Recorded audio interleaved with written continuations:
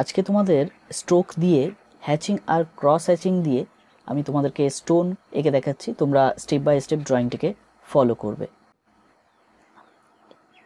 তোমরা পাথরের যে অংশগুলো আমি এঁকে নিয়েছি সেইগুলোকে তোমরা তোমাদের নিজেদের মতন করে এটাকে ড্রয়িং করতে পারো।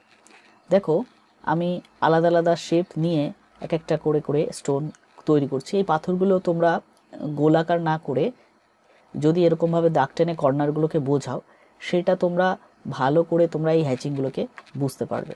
এই জন্য এই কাজগুলোকে ভালোভাবে তোমরা করবে। দেখো, এইগুলো তোমাদের আয়ত্ত করার জন্য ভালো করে প্র্যাকটিস করে নিতে হবে, এবং যেভাবে আমি করছি তোমরা এই কাজগুলোকে আলাদাভাবেও করতে পারো তোমাদের মনের মতন করে। দেখো, হ্যাচিং বলতে আমাদের এই যে সাইডের টোনগুলোকে দিচ্ছি, এই যে দাগগুলোকে তোমরা দেবে, এই দাগগুলো সবসময় তোমরা ট্রাই করবে যেন একটা এবং অপর যেটা করছি সেটা যেন সবসময় একই রকম না হয়ে যায়। দেখো, কোনো সময় অ্যাঙ্গেল করে দিয়েছি, আবার কখনো কিন্তু আমি স্ট্যান্ডিং লাইনভাবে দিয়েছি। এবার পাথরের যে আলাদা আলাদা পার্টগুলো রয়েছে, এই পার্টগুলোকে ভালো করে বোঝানোর জন্য প্রতিটা পার্টে একই রকম না করে দেখো এক একটা এক এক রকমভাবে দেবে। এটা যেহেতু পাথরটা নিচে সাইডের অংশগুলো দুপাশের যে অবলম্বনের যে দাগটা রয়েছে সেই দাগটা যেহেতু স্ট্যান্ডিং লাইনে দেওয়া হয়েছে, সেই জন্য স্ট্যান্ডিং লাইনভাবে দেওয়া হয়েছে। এরপরে অ্যাঙ্গেল টোন করে আস্তে আস্তে করতে করতে যাচ্ছি। দেখো উপরের দিকে এইভাবে যে দাগগুলো তোমরা করবে, সবসময় দেখবে যে অপর দিক থেকে এবং শুরুর থেকে যে বারবার যে হ্যাচিংটা করছি সেইটা যেন তোমরা বেরিয়ে না যায়, এটা কিন্তু তোমাদের আয়ত্তে আনতে হবে।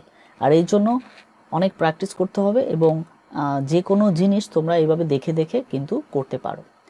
এরকম প্রতিটা পার্ট দেখো একই টোনে দিচ্ছি, কোনো সময় ডিপ লাইট আমি কিন্তু বোঝাচ্ছি না, একই টোনে দিচ্ছি। এরপরে আমি যখন করব সেই সময় তোমাদের ভালো করে কোথায় একটু ডার্ক হবে কোথায় হালকা সেটা ভালো করে বুঝিয়ে দেবো।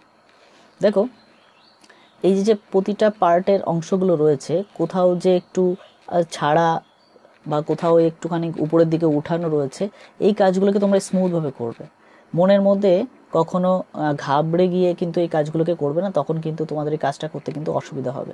একদম স্মুথভাবে করবে, এবং পেন্সিলটাকে বেশি প্রেশার দিয়ে ধরবে না, এবং পেন্সিলটাকে বেশি প্রেশার দিয়ে চেপেও এই কাজটাকে করবে না, তাহলে কিন্তু এটা দেখতে আরও বাজে হয়ে যাবে। দেখো, স্মুথভাবে করছি, সাইডের অ্যাঙ্গেলগুলোকেও দিচ্ছি। এই যে প্রতিটা আলাদা আলাদা যে পার্ট রয়েছে সেই পার্টগুলোকে আলাদা আলাদা বোঝানোর জন্য এবার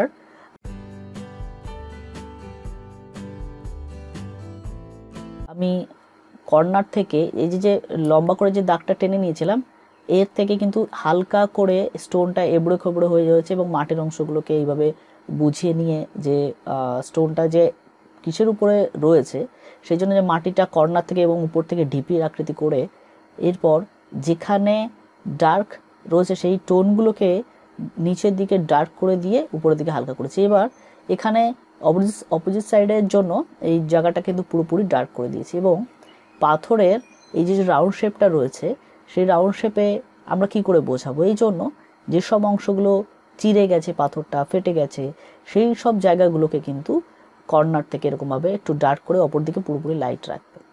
এবার দেখো, যেসব জায়গা পাথরগুলোকে মনে হচ্ছে যে হ্যাঁ ভিতর থেকে পাথর তো পুরো প্লেন আমি দিইনি, পাথর থেকে ভিতরে যে অংশগুলো মনে হচ্ছে যে ভিতরে গর্ত রয়েছে বা ভিতরে ফাটা রয়েছে বা ভিতরে ডাউন রয়েছে, সেই সব জায়গাগুলো কিন্তু একটু ডার্ক করে দেবে তোমরা, তাতে করে তোমরা বোঝাতে পারবে যে কোথায় ডার্ক রয়েছে কোথায় হালকা। এরকম প্লেনভাবে রাখবে না, প্লেনভাবে রাখলে কিন্তু সেটা ভালো করে বোঝাবে না। এরকম যে এই যে অংশটা আমি করছি, এইটা তোমরা যে কোনো স্টোনের যে কোনো পার্টে কিন্তু ছোট বড় করে তোমরা দিতে পারো, এটা তোমাদের মনের থেকে দেবে, দেখবে যে সেটা আরও বেশি ভালো হবে। আর যদি তোমরা কিছু করে দেখে নিয়ে করতে পারো, তাহলে দেখবে যে ভাঙা যে অংশগুলো রয়েছে বা এবড়ো খেবড়ো যে অংশগুলো রয়েছে সেই অংশগুলোর কাজগুলোকে কিন্তু তোমরা একটুখানি ডার্ক করে করতে পারো। দেখো, এই যে কাজগুলোকে একটু ডার্ক করে করার জন্য ক্রস হ্যাচিং এরভাবে দিয়ে দিয়ে কিন্তু কাজগুলোকে করতে হচ্ছে। আবার উপরের দিকের থেকে এই যে অংশটা করছি সেটা হচ্ছে একটু বাড়তি করে নিচ্ছি, যে প্লেন আছে সেটা বোঝাবো না, পাথরটা এবড়ো খেবড়ো রয়েছে, উপরের দিকে সুচালো অংশগুলো রয়েছে সেই অংশগুলোকে বোঝাবো। আর যে অংশটা ডাউনে রয়েছে, ভিতরের দিকে ঢোকানো রয়েছে, সেই সব অংশগুলোকে কিন্তু পুরো ডার্ক করে করবে, যাতে করে সামনের দিকের যে লাইটের পোর্শনটা সেটা যাতে ভালো করে বোঝাতে পারো। সেই জন্য অপর দিকে ডার্ক করে এই পাশে দেখো পাথরের উপরের দিকের অংশটা কিন্তু পুরোপুরি লাইট রেখেছি এবং নিচের দিকে ডার্ক অংশটা ভালো করে এভাবে বুঝিয়ে নিয়েছি। এই সাইড অ্যাঙ্গেলের কাজগুলোকে ভালো করে কর্নারগুলোকে বুঝিয়ে নেব এবং যদি তোমাদের মনে হয় যে এই কাজগুলোকে হালকা একটু এবড়ো খেবড়ো করে পরিবর্তন করতে পারবে তাহলে তোমরা স্মুথভাবে সেটাকে করে নেবে। আর পেন্সিলটা এইসব কাজের সময় একটুখানি অ্যাঙ্গেল করে ধরলে তাহলে দেখবে যে দাগগুলো আরও ভালো পড়ছে। পেন্সিলটার সাথে সাথে যেন হাতটা চলে, এটা কিন্তু খুবই ইম্পর্টেন্ট।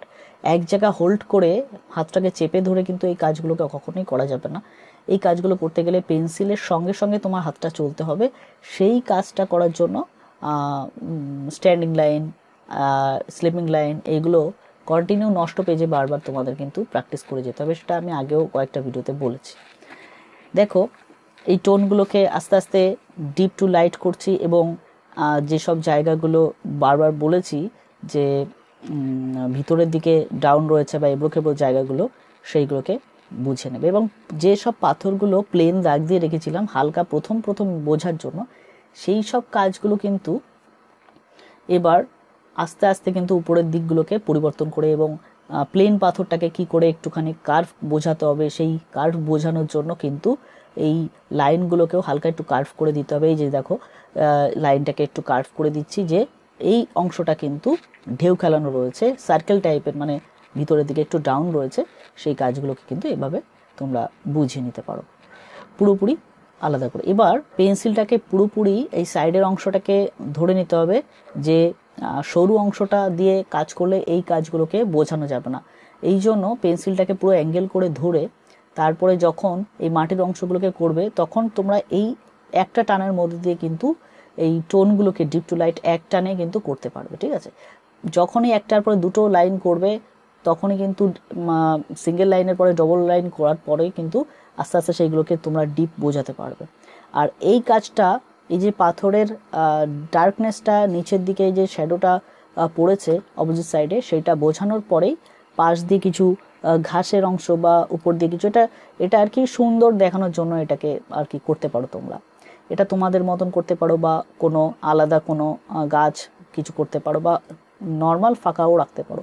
তারপর স্মুথ একদম নিজের থেকে মাটির অংশগুলোকে বোঝাবে।